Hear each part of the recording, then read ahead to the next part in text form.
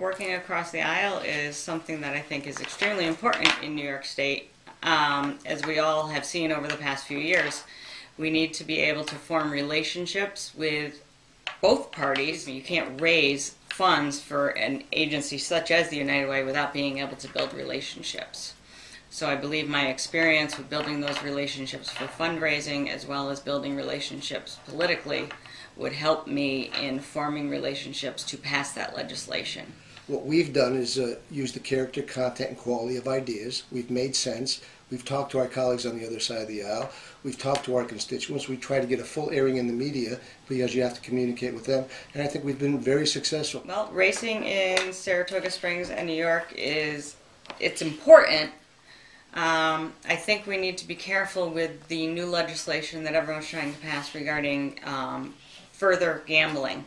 I can see how it would be an opportunity for job creation, but we don't want to take away from Saratoga the viability for the horse racing season. I think I'm going to advocate the same way I've illustrated in the past. You know, I've represented the city of Saratoga for 10 years, and I know I'm representing a different district now, but you can take the boy out of the city, but you can't take the city out of the boy. I'll still be there to fight for that VLT money and stand up for it. One of the ways I think that'll bring jobs to our region is by raising the minimum wage.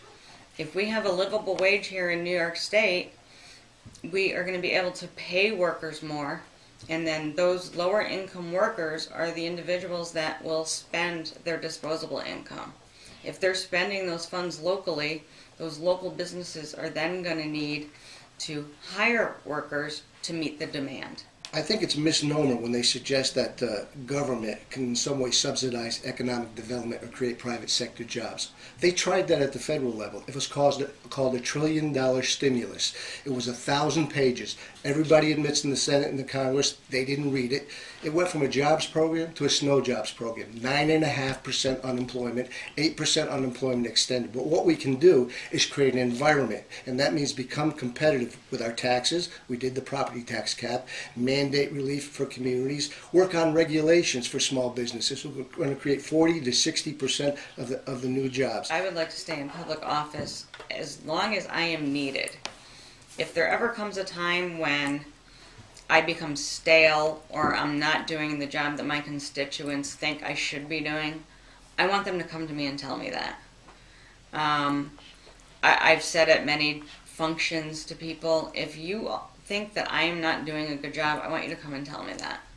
If I'm not doing what you think I should be doing, whether it's my party or the Republican Party, come to me and tell me that. I'll listen. I have to thank the constituents of the 110th Assembly District and now the reconfigured 112th Assembly District for giving me the opportunity to stand up and speak up on their behalf, but most importantly, to be able to wake up every morning with the same excitement I've had the first day when I got elected 16 terms ago. Today I have that excitement. Tomorrow I have that excitement. When I wake up and before my feet hit the ground, I'm not excited to go to work to stand up and fight for my constituents. Then it will be time to leave. I think there should be term limits. But in a way, I think we have term limits. The voters have a say. Don't vote the candidate in. The parties have a say. If you think your candidate isn't doing the job anymore, don't nominate them. The very first unfunded mandate that I would like to work on is education funding. I think a way to work on that, along with the huge deficit that we face in New York State, is the millionaire's tax.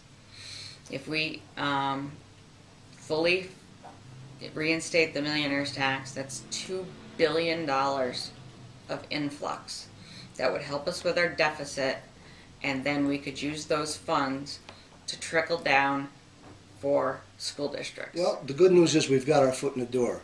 We've took off the 3% increase in Medicaid, which is a tremendous burden. Medicaid itself is 25% that we pass on to our local municipalities. A lot of other states pick up the entire cost of Medicaid. An extremely high cost. It enlarges the cost of their property taxes.